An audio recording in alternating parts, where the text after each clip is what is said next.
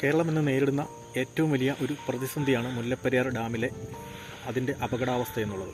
1886 ബ്രിട്ടീഷുകാരുണ്ടാക്കി ഏകദേശം 10 വർഷത്തോളം കാലാവധി 10 വർഷം സമയമെടുത്തിട്ടാണ് അതിൻ്റെ നിർമ്മാണം പൂർത്തിയാക്കിയത്.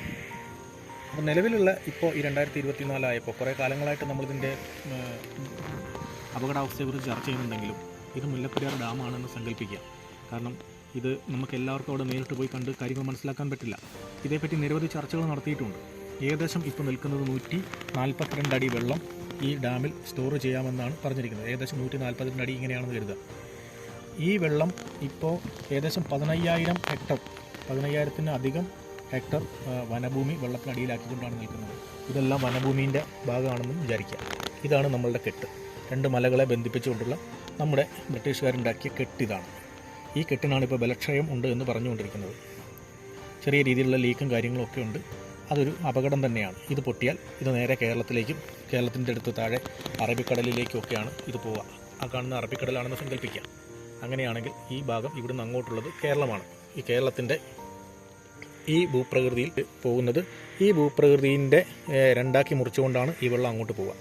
അപ്പോൾ ഇതിനൊരു സൊല്യൂഷൻ എന്ന രീതിയിൽ നമുക്ക് എളുപ്പത്തിൽ ചെയ്യാൻ പറ്റുന്നത് ഈ മലയുടെ ഈ വെള്ളം കിടക്കുന്ന ഭാഗത്തു നിന്നും 50 അടി താഴേക്ക് 50 അടി താഴ്ചയിൽ ഒരു ടണൽ അതിന് വിഭാവനം ചെയ്തിരിക്കുന്നത് 3,400 3 കിലോമീറ്ററും 400 മീറ്ററും ഏകദേശ കണക്കാണ്. അങ്ങനെ ഒരു തുരങ്കം ഉണ്ടാക്കിയാൽ ഈ വെള്ളത്തിൻ്റെ അളവ് കുറയ്ക്കാനും 50 100 അടിയിൽ താഴെ അല്ലെങ്കിൽ 60-നും 80-നും അല്ലെങ്കിൽ 60-നും 100-നും അടിയിലുള്ള വെള്ളത്തിൻ്റെ ലെവൽ വെച്ചുകൊണ്ട് ഈ ഡാമിൻ്റെ ഈ ബലക്ഷയം വന്ന ഡാമിൻ്റെ ഭീഷണിയെ നമുക്ക് കുറയ്ക്കാൻ പറ്റും. അങ്ങനെ കുറച്ചിട്ട് ഈ വെള്ളം ഈ തുരങ്കത്തിലൂടെ ഇതൊരു തുരങ്കമാണ് എങ്കിൽ ഈ തുരങ്കത്തിൽ ഭീഷണിയായി നിൽക്കുന്ന വെള്ളം ഇങ്ങനെ 24 മണിക്കൂറും തമിഴ്നാട്ടിലേക്ക് കൊണ്ടുപോകാൻ പറ്റും. തമിഴ്നാട്ടിലെ കൃഷിക്ക് വേണ്ടി തമിഴ്നാട്ടിൽ കിടക്കുന്ന കൃഷിസ്ഥലങ്ങളും ആണ് എന്ന് വിചാരിക്കുക. ഈ വെള്ളത്തെ നമുക്ക് അങ്ങോട്ട് കൊണ്ടുപോകാൻ പറ്റും. ഇതെല്ലാം നമ്മളുടെ ഫോറസ്റ്റാണ്. ഈ ഫോറസ്റ്റിൻ്റെ ഏരിയ ഏകദേശം 15,000 ഹെക്ടർ സ്ഥലം വെള്ളം താഴ്ന്നു കഴിയുമ്പോൾ നമുക്ക് ഉപയോഗപ്പെടുത്താൻ കഴിയും. നമ്മുടെ നിലവിലെ ഭീഷണി ഇല്ലാണ്ടാക്കാനും പറ്റും. പിന്നെ പുതിയൊരു ഡാം എന്ന് പറയുമ്പോൾ ഇതിൻ്റെ മുൻപിൽ നമുക്കൊരു ഡാം ഉണ്ടാക്കാൻ കഴിയില്ല. രണ്ടാമതൊരു ഡാം ഇതിൻ്റെ താഴെ ഉണ്ടാക്കാൻ കഴിയില്ല. കാരണം ഇത് ഇങ്ങോട്ട് ഇറക്കമാണ്. ഈ ഏറ്റവും 2 മലകളെ ഏറ്റവും അടുത്ത് കിട്ടിയ സ്ഥലത്താണ് ഇവർ ഈ ഡാം നിർമ്മിച്ചിരിക്കുന്നത്. ഇനി ഇതിൻ്റെ താഴെ ഒരു ഡാം ഉണ്ടാക്കുക എന്ന് പറഞ്ഞാൽ ഈ വെള്ളം സ്റ്റോർ ചെയ്യുന്ന രീതിയിലേക്ക് ഒരിക്കലും നമുക്കൊരു ഡാം ഇവിടെ ഉണ്ടാക്കാൻ കഴിയില്ല. അപ്പോൾ പുതിയൊരു ഡാം ഉണ്ടാക്കി ഇതിൻ്റെ താഴെ ഒരു ഡാം ഉണ്ടാക്കുക എന്നുള്ളത് ഒട്ടും പ്രായോഗികമല്ല. അതിനെക്കുറിച്ച് ചിന്തിക്കുകയും വേണ്ട. എന്നാൽ പ്രായോഗികമായിട്ട് 3 കിലോമീറ്ററും 3,400 മീറ്റർ നീളത്തിൽ നമ്മളൊരു തുരങ്കം ഉണ്ടാക്കിയാൽ ആ വെള്ളം തമിഴ്നാട്ടിലേക്ക് അങ്ങോട്ട് കൊണ്ടുപോയി അവർക്ക് കൃഷി ചെയ്യാൻ പറ്റും.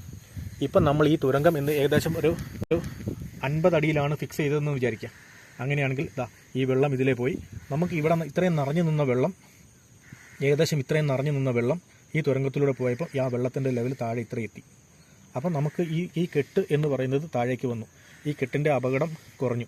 ഈ ഡാമിൽ എപ്പോഴും വെള്ളം ഉണ്ടാവും. 50 അടിയിൽ കൂടുതൽ വരുന്ന വെള്ളം നമുക്ക് 50 60 അടി വെച്ചാൽ പോലും ഈ വെള്ളം തമിഴ്നാട്ടിലേക്ക് കൊണ്ടുപോകാനും തമിഴ്നാടിന് ആവശ്യമായ വെള്ളം കൃത്യമായിട്ട് ഉപയോഗിക്കാനും കേരളത്തിൻ്റെ ഈ പറയുന്ന 15,000-ൽ-അധികം ഹെക്ടർ വനഭൂമി വീണ്ടെടുക്കാനും അത്രയും വലിയ ഒരു ജൈവ വൈവിധ്യ സംരക്ഷണം സാധ്യമാവുകയും ചെയ്യും. അതോടൊപ്പം തന്നെ നമുക്ക് ഒരു ഡാം ഉണ്ടാക്കാനുള്ള കാലതാമസവും നിലവിൽ ഈ 2 മലകളെ ഇനി അവിടെ നമുക്കൊരിക്കലും നിലവിലെ ഡാം ഡീകമ്മീഷൻ ചെയ്തിട്ട് ആ ഭാഗത്ത് ഇനി ഒരിക്കലും ഒരു ഡാം ഉണ്ടാക്കാൻ കഴിയില്ല. അതിൻ്റെ താഴെ ഭാഗത്ത് ഉണ്ടാക്കാൻ ഈ 2 ഭാഗങ്ങളെ തമ്മിൽ കൂട്ടി യോജിപ്പിച്ചുകൊണ്ട് ഒരു ഡാം ഉണ്ടാക്കുക എന്ന് പറയുന്നത് അപ്രായോഗികമാണ്. അപ്പോഴും ഈ വലിയ ഭീഷണി നിലനിൽക്കും. വളരെ എളുപ്പത്തിൽ നമുക്ക് ചെയ്യാൻ പറ്റുന്ന കാര്യമാണ്. ഇതിനെക്കുറിച്ച് ഒക്കെ വളരെ കൃത്യമായിട്ട് നമ്മുടെ പ്രൊഫസർ റോയ് സാറ് ഇതിനെക്കുറിച്ച് പറഞ്ഞിട്ടുണ്ട്. ഇതിനെക്കുറിച്ച് ആധികാരികമായിട്ട് പഠിച്ചിട്ടുണ്ട്. ഈ ശ്രീധരൻ സാറിനെ പോലെയുള്ള ആളുകളുമായിട്ട് ചർച്ച ചെയ്തിട്ടുണ്ട്. ഈ വിവരം കൃത്യമായിട്ട് നമ്മുടെ രാഷ്ട്രീയ അധികാരികളും ബന്ധപ്പെട്ട ഉദ്യോഗസ്ഥരും കേന്ദ്ര സംസ്ഥാന ഗവൺമെൻറ്റുകളും ഇത് എത്രയും പെട്ടെന്ന് ഈ വിഷയത്തെ ഇത്തരത്തിൽ വളരെ എളുപ്പത്തിൽ പരിഹരിക്കാൻ പറ്റുന്നതാണ്. നമുക്ക് നിരവധി ആധുനിക സാങ്കേതിക വിദ്യകൾ ഉപയോഗിച്ചുകൊണ്ട് 3,400 ഏകദേശം മീറ്റർ നീളത്തിൽ ഒരു കലുങ്ക് ഒരു തുരങ്കം ഉണ്ടാക്കിക്കൊണ്ട് ഈ പ്രശ്നത്തിന് വളരെ എളുപ്പത്തിൽ നമുക്കൊരു സൊല്യൂഷൻ ഉണ്ടാക്കാൻ പറ്റുന്നതാണ്. ജനങ്ങളുടെ ജീവനും സ്വത്തിനും സംരക്ഷണം നൽകുക എന്ന ഗവൺമെൻറ്റുകളുടെ ഉത്തരവാദിത്തം അത് പറഞ്ഞിട്ടാണല്ലോ എല്ലാവരും അധികാരവും ഈ പറയുന്ന എല്ലാ ഭരണക്രമങ്ങളും എല്ലാം ഇവിടെ നടത്തിക്കൊണ്ടിരിക്കുന്നത്. ഇത്രയും എളുപ്പത്തിൽ ചെയ്യാൻ പറ്റുന്ന ഒരു കാര്യം എന്തുകൊണ്ട് ചെയ്യാൻ നമുക്ക് സാധിക്കുന്നില്ല എന്നുള്ളത് ഈ 78 വർഷമേ നമുക്ക് സ്വാതന്ത്ര്യം കിട്ടിയിട്ടായിട്ടുള്ളൂ. ഒരു പദ്ധതി പോലും നേരെ ചൊവ്വേ നടത്താൻ നമുക്കറിയുന്നില്ല എന്ന് പറയുന്നത് നാണക്കേടാണ്. അതുകൊണ്ട് ബന്ധപ്പെട്ട ആളുകൾ ഈ വിഷയം അടിയന്തരമായിട്ട് ഇത്തരത്തിലത് പരിഹരിക്കണം. ഇത് കേരളത്തിലും ലോകത്തിലുള്ള സകല മലയാളികളും തമിഴ്നാട്ടിലും കർണാടകത്തിലുള്ള സകല ആളുകളും ഇന്ത്യയിലുള്ള ആളുകളും എല്ലാം ഈ ഒരു കാര്യത്തെ ഈ രീതിയിൽ നോക്കിക്കാണുകയും എത്രയും പെട്ടെന്ന് ഒരു തീരുമാനം ഉണ്ടാക്കാനുള്ള സംവിധാനം ഏർപ്പെടുത്തുകയും വേണം.